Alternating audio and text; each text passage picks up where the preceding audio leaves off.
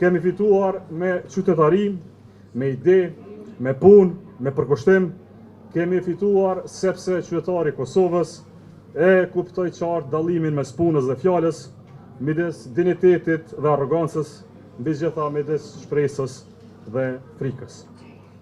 Sot LDK e shpall fitoren në kryeqytet, përparim Rama është kryetari i Prishtinës edhe për 4 vite të ardhshme. Është fitore e Kosovës që refuzon përçarjen dhe zgjedh unitetin kombëtar. Për këtë jemi krenar të gjithë, për këtë mburremi të gjithë në LDK. Dhe sonte në këtë konferencë të shtypit të parën dhe të fundit, shpallim fitoren dhe në këto komuna. Në Pej me Gazmend Muhaxherin me 61% mbështetje. Në Viti me Sekal Halitin me 52% mbështetje. Në Dragash me Bexhe Gjeladinin me 60% mbështetje. Në Junik me Rushdishiun me 60% mbështetje. Pra sonte LDK fiton në 5 komuna, fitojmë pra në Prishtinë, fitojmë në Pej, në Viti, në Dragash e në Junik. E në rundin e parë kemi fituar edhe në Lipjan, edhe në Istok, duke dërguar numrin e gjithë mbarshëm të komunave ku LDK udhëheq në plot 7 sosh dhe kështu vendosur qartë LDK si partinë me numrin më të madh të komunave që qeveris nga këto zgjedhje lokale. Me dëshirë do të fitonim gjitha komunat, këtë herë kemi fituar 7 përfshirë dhe Prishtinën.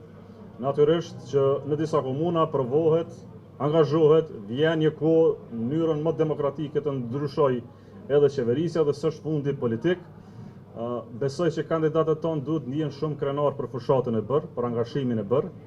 I përgëzoj të gjithë një nga një, gjithë ata, edhe në Fushë Kosovë, edhe në Obiliq, edhe në Gjilan, edhe në Suarek, si që përgëzoj të gjitha ekipet tona dhe në raund të parë, jo të gjitha kanë arritur rezultate që kemi dëshiruar, por në përgjithësi LDK-ja ka një rezultat të jashtëzakonshëm në një garë shumë të vështirë elektorale në Kosovë dhe ka fituar me plot dignitet, me plot bindje, një garë të rëndësishme elektorale. Në Prishtinë kemi pas mbështetjen e qytetarëve të Prishtinës.